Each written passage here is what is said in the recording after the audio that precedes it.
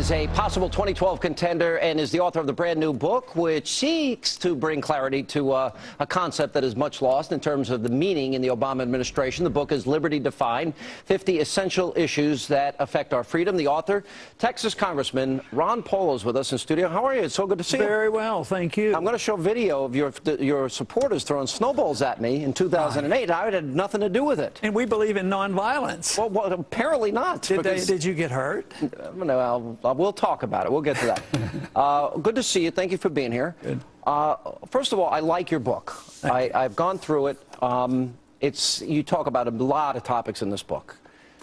I think would you say you're more libertarian than conservative, or is that a fair statement? Because that's how I interpret you know, words are very tricky, because sometimes libertarian means one thing to a person, and libertarian means...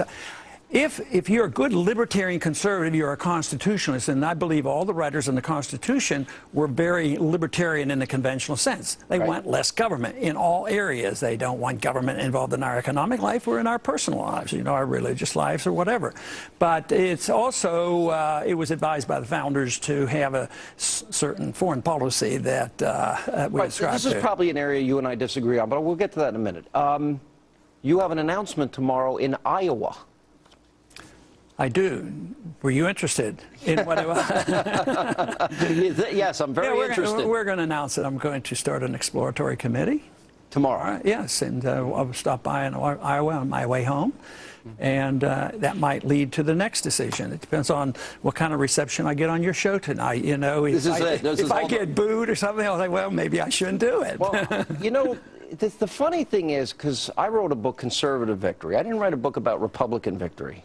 I like to view myself as a conservative. There are certain things happening in Congress right now. I don't think the Republicans are fighting hard enough. For example, the 2011 budget. I think they could have gotten a bigger deal. I would have preferred they shut the government down.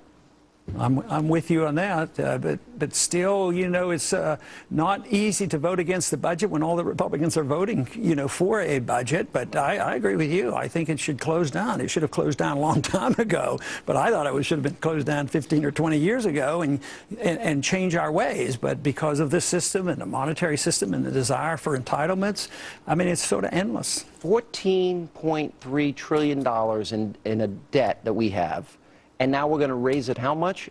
What do you think, if the Republicans are going to make a deal, which it appears they want to, because everyone's afraid to say that the full faith and credit of the government is not in play, what should the deal be, if any?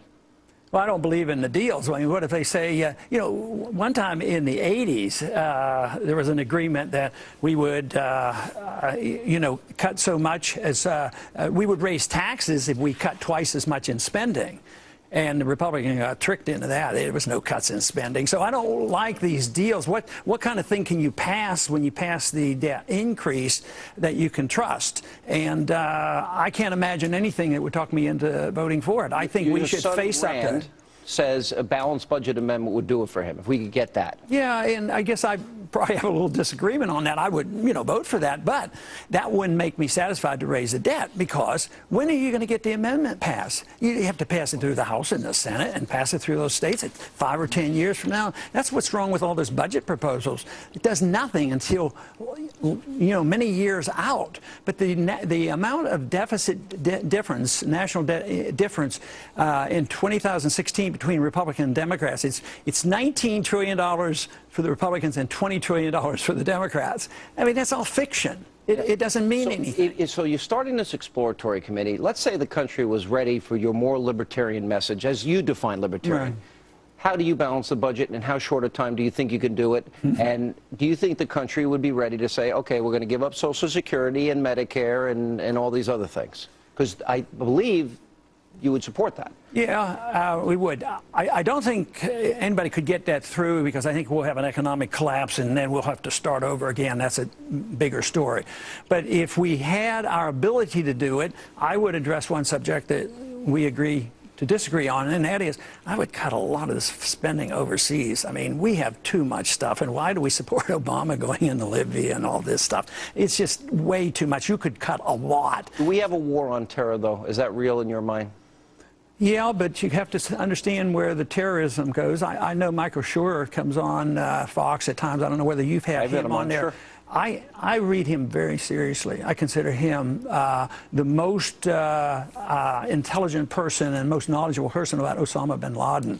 And he has a new book, out of that. So I think looking at that means that our foreign policy does have something to do with our problems and our dangers that we face here. But I don't see that. Well, when you say that, I think people interpret that we incite the attacks against us. The conclusion of the 9/11 Commission was they were at war with us, but we're not at war with them. Yeah, but the 9/11 Commission also recognized that there was a blowback phenomenon. The fact that we were over there and had a base in Saudi Arabia was part of it, and Osama bin Laden said that, and we immediately after 9/11 removed the troops from Saudi Arabia. We closed that base down. But the 9/11 report recognized that. But if they were at war with us for a decade and we're not at war with them, do you not agree that there is a desire among Islamic extremists to have an Islamic caliphate, Sharia law, and conquering the world? Because that's their stated goal. Yeah, I mean, that's what they say they want. But I think there'd be this many, but because we're over there, their numbers grow. That is what you have radicals in all religions, and if there's some way to incite them, their numbers will grow. Right. So their numbers have grown, but they use us to do that, and they say, "Oh, they're over here. We support all these." I think dictators. They hated us already. I think, but we'll continue this. So pick it up there. We're going to have much more with Congressman Ron Paul making a big announcement on this program. He's starting an exploratory committee that he will announce in Iowa tomorrow. We're going to ask the congressman why his supporters, his loved ones, heckled little old me and threw snowballs at me back in 2008, and we'll see if he condemns his own supporters. Coming up. And welcome back to Hannity. And tonight I am joined by the man who just revealed right here on this program that he plans to form an exploratory committee for a possible 2012 White House run. Now, that announcement will come tomorrow at an event in Iowa. He is Texas Congressman Ron Paul. I'm singing Rand. And he has a thing or two to answer for about an incident. It occurred during his 2008 presidential bid. Now, after the primary in New Hampshire, the congressman's supporters pelted little old me with snowballs. And here's the scene that ensued.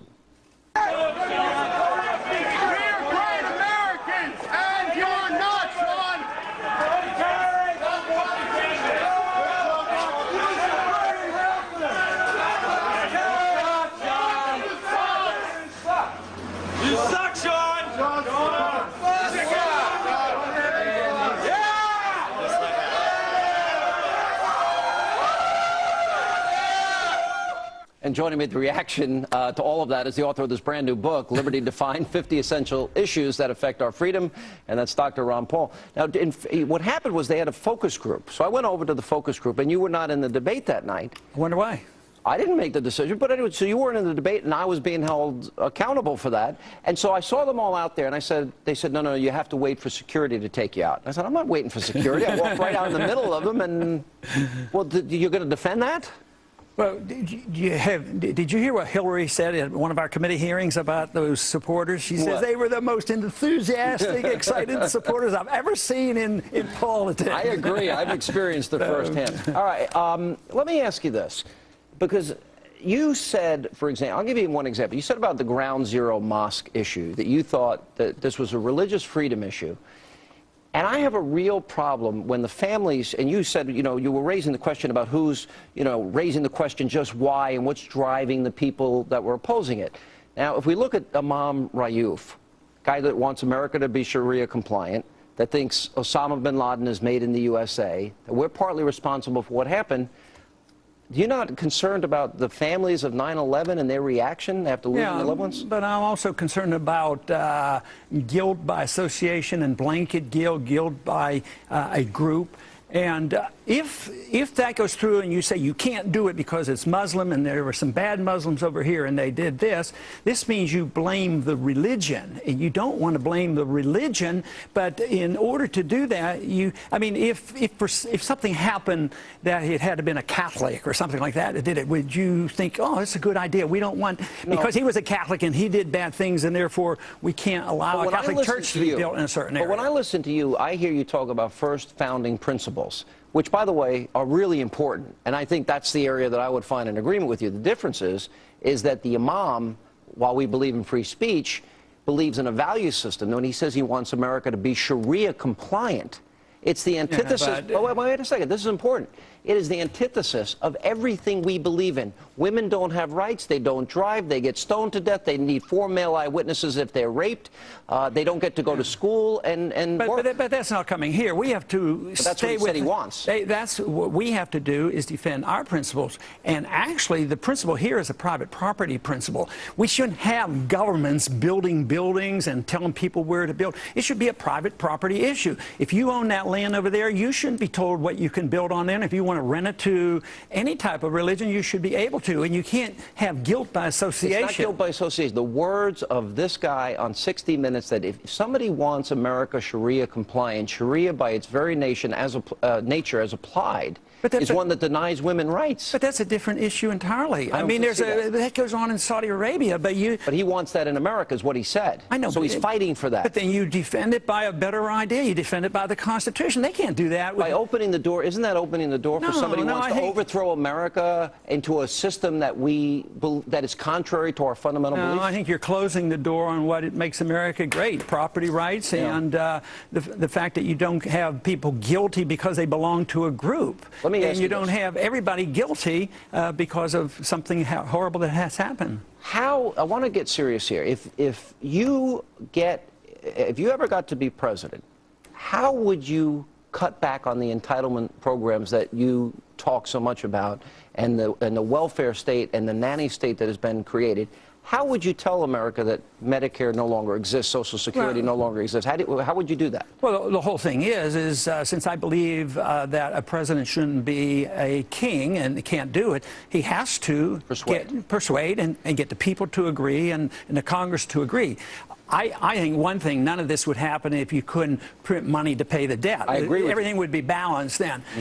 But can I close down the Fed? Not as a president, you can't. But you could lead the charge on this. I mean, we've been doing this for a couple of years, and I think you agreed with our audit the Fed and get that. So you have to keep pushing on it. But if we could get the people to agree that they have to quit printing money, and now that we're going into the inflationary repercussions of all this printing money in the last few years, I think we could get people to do that. And then you limit overall spending, and it'd be more like saying, well, everybody has to cut 10% or Last whatever. question, and I got to let you go. 47% of Americans don't pay taxes.